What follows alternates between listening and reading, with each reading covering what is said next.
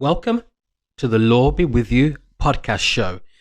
Just a really interesting one, and I think this will be a little short episode. I'm only doing this little episode because I noticed on Twitter that Luke Skywalker is trending. Now, as far as I know, there's not anything from Disney Lucasfilms saying anything about Luke Skywalker in terms of, a film project or TV show.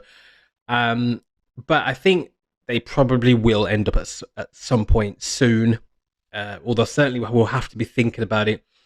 It's a really interesting thing, guys. If you're kind of Star Wars fans, it's really fascinating. Even if you're kind of not Star Wars fans, just from a kind of almost like a sociology point of view, and you sort of in a quite philosophical sort of way, the enduring mythos of Luke Skywalker refuses to go away.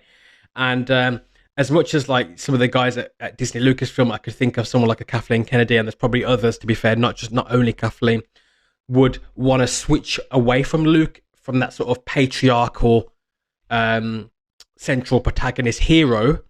They'd want to probably go to someone like Rey, which they tried to do in the most recent sequel trilogy movies. You saw that they didn't do that quite right. Now, don't get me wrong, I'm not hating on Rey. I liked Rey. I liked some aspects of Rey. I liked that she was a scavenger girl. I liked that that you didn't know who her parents were. You didn't know her really. And she'd obviously kind of had a really, tough upbringing. You probably say she wasn't even really brought up properly. So in that respect, you can kind of think, oh, she's the underdog. She's somebody that you can root for, Rey. But it just didn't quite work out in terms of the arc of where they took it from after The Force Awakens. So I think in The Force Awakens, Rey was really, you could root for her. The whole sort of lightsaber battle with Kylo Ren at the end of the film did not make sense, was weird. She should not have been able to beat him so convincingly, so easily. Especially as somebody untrained in the Force. We're not going to go there right now because I've spoken about this on previous episodes of the Law Be With You podcast show, which is also on YouTube as Christian Van Geek. A little plug there again for the show. But in terms of looking at Luke Skywalker and why Luke Skywalker is trending, when, as far as I know, there's not a Luke Skywalker project been announced by Disney Lucasfilm, the enduring myth of Luke Skywalker is something that has captured the imagination of the public ever since the inception of Star Wars in the 1970s, as George Lucas breaking into this sort of science fantasy genre with this new enterprise of Star Wars. Now, the Luke Skywalker character, and it is a character. I think sometimes you can read, tweets, and you can go on forums, and sometimes Star Wars fans, and when I say Star Wars fans, I'm talking about myself. I'm a Star Wars fan. The Law Be With You podcast show, we are Star Wars fans. I think every collaborator that I've had on the show so far either loves Star Wars or at least is a Star Wars fan. There is a kind of enduring mythos with Star Wars, okay? But some fans, some within fandom, they talk about Luke Skywalker as if he's real. Now, this is an interesting thing, because you can get that kind of crossover where a character is loved, an archetype is loved that much that actually it's like, to the fan or to the fandom or to that group or to that person, it's like, it's not just the character that George Lucas has written. It feels almost more like Platonism. It's almost like a Platonic archetype that, George is just the person that the universe or reality has chosen as a funnel or a channel to bring forth, the character of Luke Skywalker, but almost as if Luke Skywalker didn't really originate from George Lucas, but that George Lucas just happens to be the vessel in which Luke Skywalker becomes instantiated in the real world. Now, if you're not familiar with Platonism and Platonic ideas, Platonic forms, then that might seem as a very foreign concept of, and you might be saying, well, Azzy, what do you mean? Like, I don't get what you're saying there. So the idea of Platonism is more, I'm not going to really go into Platonism properly right now, but just a brief little thing is the idea of these ideas and concepts, either mathematics, even numbers, all these sort of really interesting phenomenons that are in reality don't actually come just from agents or human beings that as the creator or origin of them. They come from this Platonic realm, and this Platonic realm essentially is the home or is the origin point of these great ideas and concepts. Now, if you want to really go into that further, you get a lot of questions from, well, what is this Platonic realm? How come it has all these ideas? Like, how can it? What is it essentially? So you'll have to go do some homework and look into Platonism. Look at what Plato, the philosopher, said, and and then and then leave me a comment on the Christian Fandom Geek, and we'll have a chat about it. But that is how Luke Skywalker comes across sometimes, especially when you read the reaction of some fans. And it's not just a few fans, it's a lot of fans. It does come across like that Luke Skywalker as a character has a life of its own. Now, this is an interesting idea because there's fans of Lord of the Rings, and once again, I'm a really big fan of Lord of the Rings. There's fans of Lord of the Rings that kind of sometimes come across the same way, whether it's talking about, Frodo or Legolas or Aragorn or Gandalf, Mithrandir, or any of these sort of great characters within the Lord of the Rings mythos. The idea of that the characters have a life of their own. That yes, Tolkien may have written the Lord of the Rings or the Silmarillion or the Hobbit, but actually he isn't really the originator of them. Although we know he actually wrote the book, or fans know he wrote the book, but the idea that that these concepts, that these motifs can come from this Platonic idea, this sort of other realm, and that the author is just instantiating, is just bringing them into this realm almost as a vessel or a channel for these stories. Really interesting concept. And so as you think about your favorite characters, it might not even be Star Wars or Lord of the Rings. It could be anything. It could be comic book characters. It could be Superman. It could be Batman. I know Batman's a big huge favorite for a lot of comic book fans. Spider-Man. There's loads of fans. Wonder Woman, Supergirl. So many awesome characters, both male and female characters that are really iconic characters, that are well written characters. They're kind of in the way that I kind of wanted Rey to be written. I wanted Rey to be written as an iconic character, but we won't go there right now. But yeah, the best characters that are written in the best way, where you see the sort of their struggle, you see their hero's journey, you see this sort of mythical journey that they have to go on to achieve greatness. These characters have an enduring mythos, an enduring quality to them, where even when not really much is going on with these characters in terms of the company that owns owns the characters or comes up with a new project for these characters, they're trending on Twitter, and people are excited that Luke Skywalker is trending on Twitter. Oh my gosh, Luke Skywalker is trending on Twitter. Now, once again, this could be for any character. When you think about a well-written character, a really awesome sort of mythos or a character written in canon, if the character is written that well, then this is the sort of thing that happens. Fandom take these characters to heart. Now, you may argue and say, well, is that great? Is it great that characters are so much invested, or fans are so much invested in these characters? Is it good? In one sense, yes, it's really, really good, because I think, as Joseph Campbell talks about in his stories about the monomyth, these monomyth characters, they're something that kind of connects to the spiritual realm, in a sense that they're from this spiritual idealization. And so in that regard, they connect these characters, these motifs, they do connect to deeper reality. And obviously, if you really want to follow that even more, you have to go to sort of the Jungian archetypes and look at sort of what Carl Jung was saying, because that's really where you get these ideas of the monomyth. And so in that regard, there's a lot to look at. There's a lot, and it's really interesting stuff. But the enduring mythos of Luke Skywalker. Why is Luke Skywalker such a great character? Why is he such a great character that is trending on Twitter today? Luke comes across as somebody that is very humble, and in an era where probably looking at the 70s and the 80s, where a lot of the heroes weren't humble. If you look at the sort of Arnold Schwarzenegger sort of type heroes, they were very, kind of ultra masculine, very, physically dominant, strong, big builded sort of characters. Luke was coming from a very different sort of place as a hero. He wasn't the biggest built, sort of character.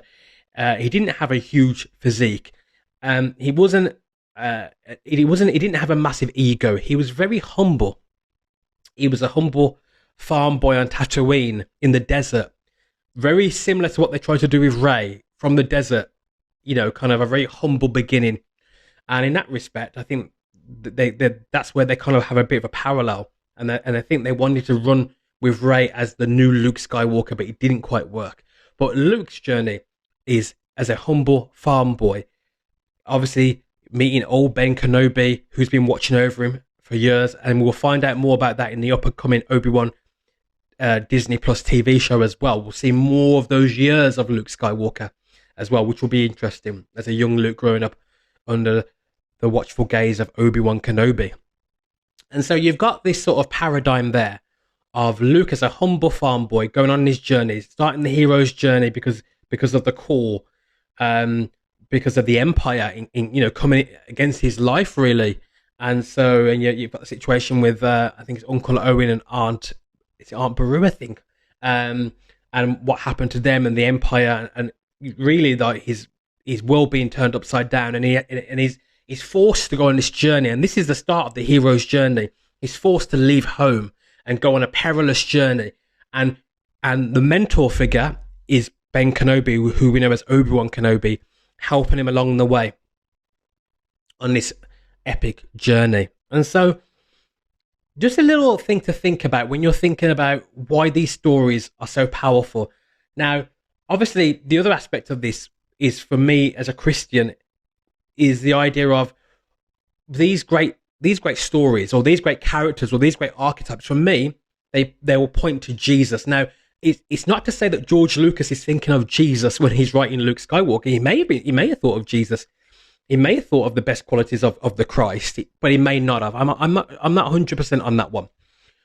Certainly, he would have been influenced by the Christian culture around him, especially the US at that time being very Christian, and still kind of Christian sort of these days. But certainly back in the 70s and 80s, there would have been a stronger sort of Christian, I guess a kind of cultural Christianity as well of the time. So certainly that influence would have been on someone like George Lucas.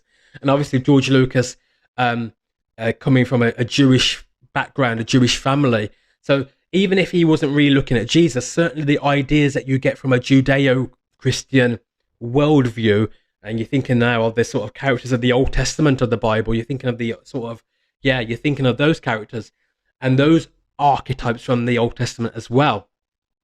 The David and Goliath sort of paradigm and an archetype of the underdog.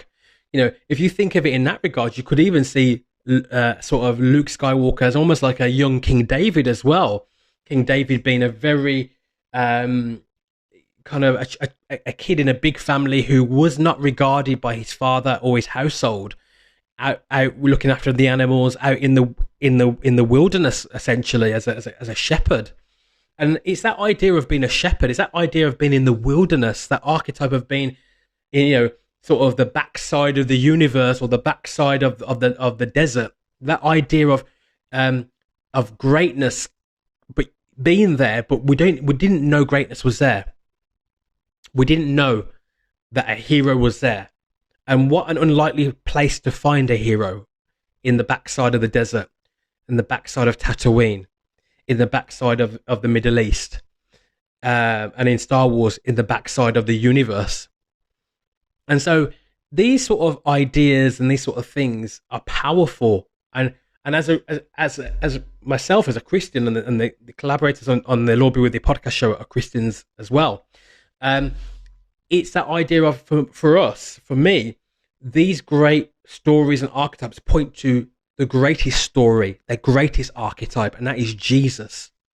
So as a Christian, if I think of Luke Skywalker versus Jesus, well, obviously, in one sense, it's like, well, there's no, it's not Luke Skywalker versus Jesus.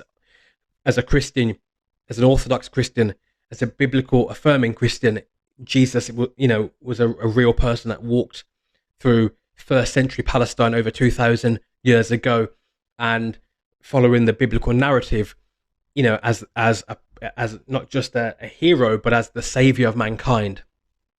But in terms of idealization, in terms of icons, in terms of archetypes, you could do that.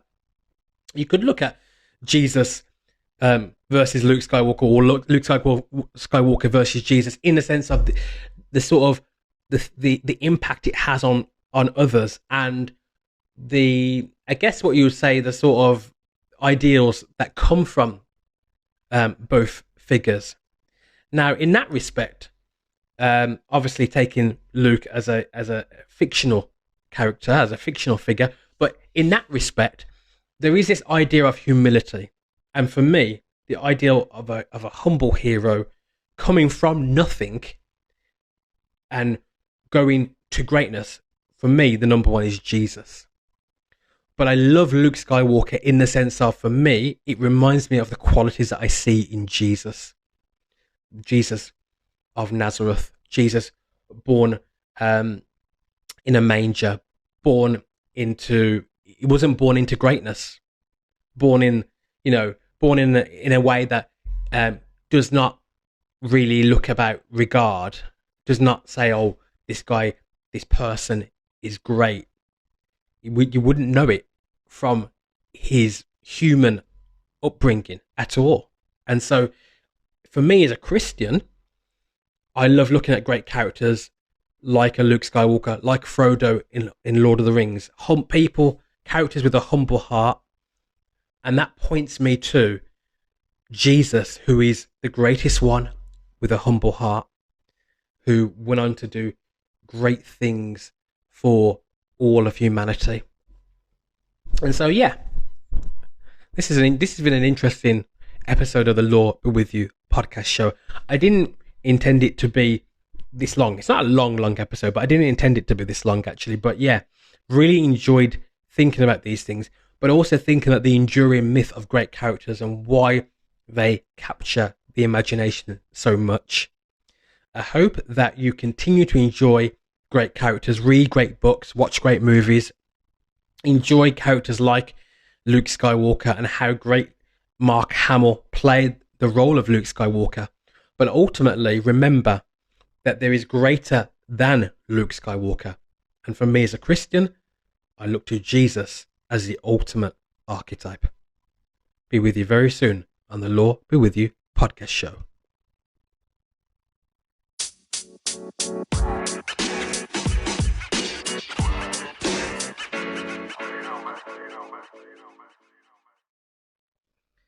If you enjoyed that Luke Skywalker inspired edition of the Lord Be With You podcast show, please consider going onto our YouTube channel called Christian Fandom Geek. There's a lot of videos on there, including even a couple of live videos as well, which you may enjoy. And there is a lot of content that we've got coming up very, very soon, including some Marvel specials as well to look forward to. So really want you to really engage with the show. Really appreciate all you fans of the show as well who listen, faithfully supporting the podcast show, which is also a YouTube channel as well. And so please, if you are a type that likes YouTube, get on there, hit sub, like the content that you're watching if you're really into it. And also, I will say this: leave us a comment. Really want to read your comments about the show, because the great thing about that is it can inform as to what direction the show can go in terms of new episodes that we're doing. If we find that there's fans that want more superhero content, for example, more Marvel or DC or the DCEU or anything like that, then I will talk to the collaborators and I'll come up with ideas myself, and we'll do more comic book content, for example. Obviously, I know that there's fans of the show that love Lord of the Rings, so then we're doing more episodes with Luke Saw on Lord of the Rings. I know there's fans of the show that love Star Wars, so then we'll do more Star Wars episodes. So really does help in terms of a vision moving forward for the show, and also just to let me let me know and us know as a show what you really love, things that we can also improve on with the show as well. So yeah, hope you're having a great day, and we'll be with you very, very soon on the Law Be With You podcast show.